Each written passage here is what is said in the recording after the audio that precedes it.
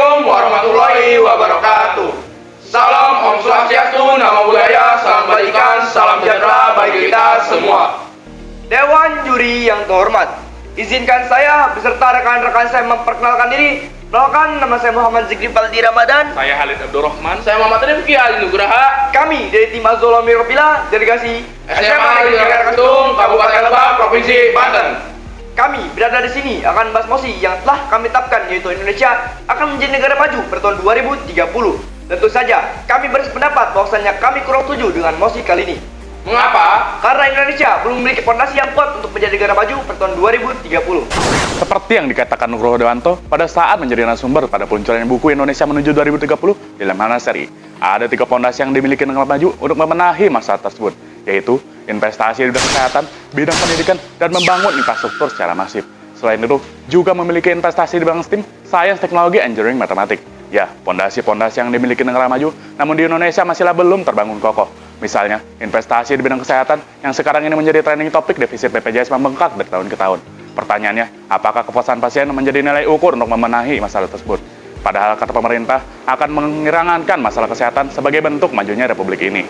Laporan Indeks Daya Saing World Economic Forum mengatakan bahwasannya kualitasan kesehatan dan pendidikan dasar di Indonesia sangatlah mencemaskan. Indonesia berada di posisi ke-94 dari 137 negara. Indonesia tertinggal dari negara ASEAN lainnya seperti Singapura, Malaysia, dan Vietnam. Data ini juga menunjukkan bahwasannya negara ASEAN lainnya memiliki formula pembangunan manusia secara tepat, namun Indonesia belum memiliki formula yang tepat. Data ini menunjukkan bahwa pembangunan manusia juga adalah hal terpenting bagi sebuah negara.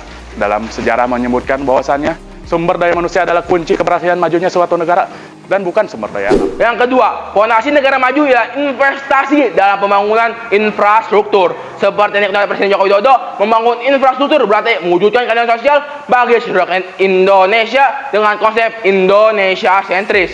Bukan hanya Jakarta yang bangun, bukan hanya Pulau Jawa yang bangun, tapi seluruh provinsi Indonesia dapat tersentuh dengan adanya pembangunan infrastruktur sebagai Indonesia sentris, ujarnya. Indonesia sentris sebagai orientasi pembangunan bukan hanya retorika yang sederhana diterjemahkan secara fisik, namun Indonesia sentris harusnya menjadi mindset dalam pembuatan kebijakan yang mengorientasikan keseluruhan kebijakan dan program pembangunan untuk mewujudkan keadilan sosial.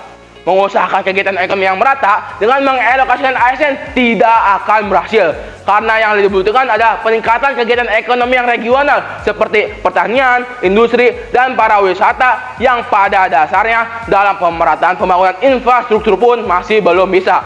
Dan biaya pembangunan infrastruktur tidaklah gratis. Banyak biaya-biaya pendapatan negara yang harus dikeluarkan, yang pada saat ini pendapatan negara Indonesia sedang masa kritis. Menurut ekonom dari Institute for Development of Economics, Ahmad Erani Yustika menyatakan, jika tidak ada perubahan yang signifikan secara menyeluruh terhadap perekonomian Indonesia, maka pada tahun 2050 pendapatan Indonesia akan jauh tertinggal daripada India yang pada saat ini pendapatan per kapita Indonesia jauh lebih baik.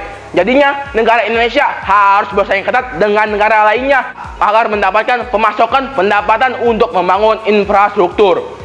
Dan menurut ekonom dari Universitas Indonesia, Afriani juga mengatakan perekonomian Indonesia bisa masuk 10 besar dunia jika pertumbuhan stabil di atas 7%. Namun ia juga menegaskan, jika ingin menggapai pertumbuhan stabil tersebut, maka harus ada pemerataan infrastruktur dan terbukanya lapangan kerja. Dalam hal ini, jika ingin tumbuh lebih tinggi, maka harus ada transformasi perekonomian agar sumber daya domestik lebih kuat. Di samping itu, efisien pasar tenaga kerja dan peningkatkan sumber daya manusia menjadi tantangan bagi para pemangku kepentingan. Utamanya dalam menciptakan regulasi yang mampu menetapkan sumber daya manusia berkualitas, serta menjamin pekerja mendapatkan pekerjaan yang layak melalui peningkatan keterampilan yang berkelanjutan. Dan dari segi teknologi, Indonesia masih kurang untuk menjadi negara maju pada tahun 2030. Perkembangan teknologi memberi konsekuensi bagi kehidupan masyarakat. Sistem otomasi dalam teknologi dapat menimbulkan dampak buruk seperti pengurangan pekerjaan, kehilangan keterampilan, dan juga penghematan upah. Bahkan, World Economic Forum memperkirakan 5 juta pekerjaan akan hilang pada tahun 2030 akibat perkembangan teknologi. Semua ini membuktikan bahwasanya Indonesia masih belum bisa maju pada tahun 2030. Karena masih banyak yang harus dilakukan untuk membangun fondasi yang lebih kuat agar menjadikan Indonesia lebih maju dalam jangka waktu yang panjang. Itu mungkin yang dapat kami sampaikan. Jika ada kesalahan itu mungkin dari sifat kami. Dan jika ada kebaikan, itu semua dari argumen yang telah kami sampaikan. Akhir kata, Bahulah Fondasi Indonesia Maju. terima kasih. Wassalamualaikum warahmatullahi wabarakatuh.